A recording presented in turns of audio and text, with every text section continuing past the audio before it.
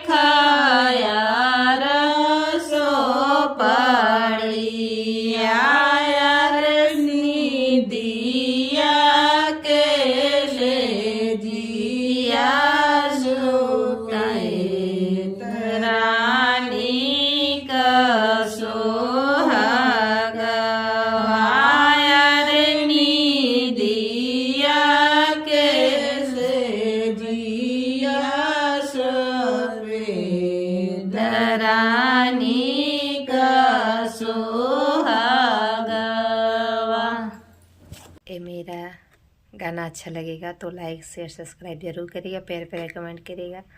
और मैं आप लोग के सामने एक ये गाना लाई हूँ जो सुहाग है, तो आप लोग कमेंट करके मुझे ज़रूर बताइएगा। और मैं अभी सुबह सुबह का समय है, जा रही हूँ अपलोड करने, और आप लोग फुल वॉच करके तभी जाइएगा, ऐसे नहीं। तब तक के लिए हमें इजाज़त दीजिए, नेक्स्ट फिर लेकर के आऊँगी विवाह, सोहर, शिव चर्चा का उठान, हर एक गीत लेकर के आऊँगी आप लोग के बीच में, और अच्छा अच्छा लेकर के आऊँगी। आप लोग कमेंट करके ज़रूर बताइएगा।